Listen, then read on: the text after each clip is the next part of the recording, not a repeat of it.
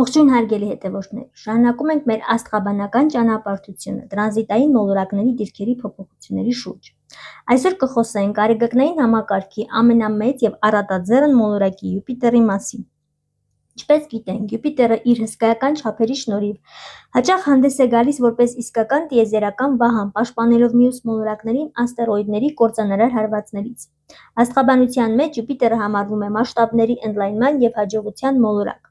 Նա հովանավորում է կրոնավորներին, փիլիսոփաներին, քաղաքական գործիչներին եւ խոշոր բիզնեսմեններին, տալով նրանց լայնախոհություն եւ մեծ նպատակներ։ Յուպիտերը ամեն մի կենդանակերպի նշանի մեջ մնում է մոտ 1 տարի։ Այդ ընթացքում ձևավորելով տվյալ տարվա գլխավոր սոցիալական, քաղաքական, հոգևոր միտումները։ Հունիսի 30-ից Յուպիտերը լքում է Խեցգետնի նշանը, որտեղ նրա ողջ ուղղվածությունը կենտրոնացված էր տան, ընտանիքի արմատների եւ ներքին զգացմունքների վրա։ Եվ տեղափոխվում է առույցի նշան։ Իսկ ահա նրա մուտքը հրային եւ արքայական առույցի նշան միշտ բերում է վառ, անհատական, ստեղծագործական ու բավականին մեծ էներգետիկ փոփոխություններ։ Եվ այսպես, ինչ է խոստանում բերել Յուպիտերը մեզ առաջիկա 1 տարին։ Համաշխարհային մակարդակում առաջիկա 1 տարին պարզապես փառահեղ ժամանակաշրջան է անձնական բրենդը զարգացնելու եւ ամրապնդելու համար։ Սա այն մարդկանց տարին է, ովքեր ունեն արժեքավոր ինչ-որ բան աշխարհին տալու ու փոխանցելու։ Ժամանակն է դուրս գալ ստվերից։ Սա հատկապես վերաբերվում է նշանով առույցներին։ Առույցը սիրում է բեմը, փառքն ու բուռն ծափահարությունները եւ այս տարի շոու բիզնեսի ներկայացուցիչներին եւ դերասաններին հնարավորություն կտրվի ուղղակի փայլել հանրության առաջ։ Այս տարին շատ նպաստավոր է նաև քաղաքական գործիչների համար։ Ասպարեզ կգան նոր, վառ անհատականությամբ օժտված առաջնորդներ, ովքեր իրենց բնական խարիզմայով կկարողանան ոգեշնչել եւ իրենց հետևից տանել մարդկանց։ Քանի որ առույցի նշանը կապված է նաև մանուկների եւ տաղանդների հետ, սպասվում է համաշխարհային բարեգործական կազմակերպությունների եւ ֆոնդերի ակտիվացում։ Կստեղծվեն նոր նախագծեր, որոնք ֆինանսապես կաջակցեն տաղանդավոր ու շնորհալի երեխաներին։ Կարող են հիմնադրվել արվեստի նոր կենտրոններ, իսկ նորաձևության ոլորտը կապրի իսկական վերելք։ Յուպիտերը ընդլայնում է նաև ֆինանսական հոսքերը, իսկ առույցը սիրում է ռիսկը, ուստի մեծ շարժ է սպասվում ֆոնդային բորսաներում։ Հնարավոր է ասպարեզ գան խոշոր խաղատներ եւ նոր թափով վերադառնա լոտոներն ու վիճակախաղերի մշակույթը։ Փառքի եւ ուշադրության ձգտումը կարող է շատերին կուրացնել։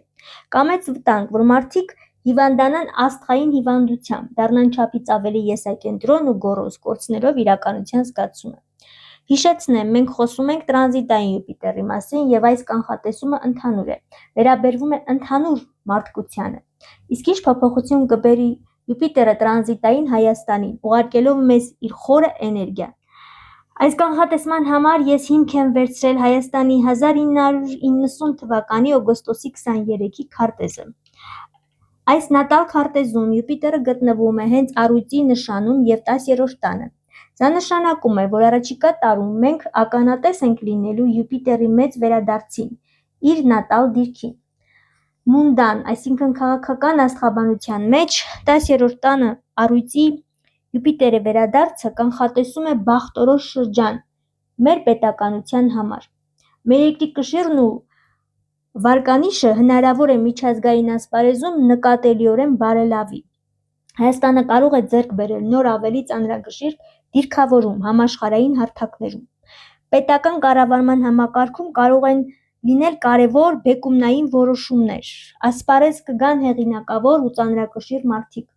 ովքեր կստանձնեն առաջնորդությունը եւ կարողանան երկիրը տանել հուսալի ճանապարհով։ 10-րդ տունը պետությանը տալիս է պատմական հնարավորություններ ամրացնելու իր դիրքը եւ հաջողությամբ դիմակայելու հաղթահարելու արտաքին բոլոր ճնշումներին։ Սակայն հարգելիներս, այստեղ կա մի բայց, քանի որ Հայաստանի տրանզիտային քարտեզում Պլուտոնը գտնվում է 4-րդ տանը ջրհոսի նշանում, մենք կարող ենք ունենալ իրադարձությունների զարգացման երկու տարբերակ։ Առաջինը՝ լավ սցենարի դեպքում պետությունը կստանա արտաքին հզոր աջակցություն եւ դիվանագիտական ամուր թիկունք, որը թույլ կտա երկրին դիմանալ բոլոր արտաքին ճնշումներին։ Երկրորդ՝ բարդ սցենարի դեպքում իշխանության կողմից կարող է ստեղծվել պատրանք, թե արտաքին ճանապարհում ամեն բան լավ է, Մինչդեռ երկրի ներսում կուտակված խնդիրները կպահանջեն արմատական ու շուտափույթ լուծումներ։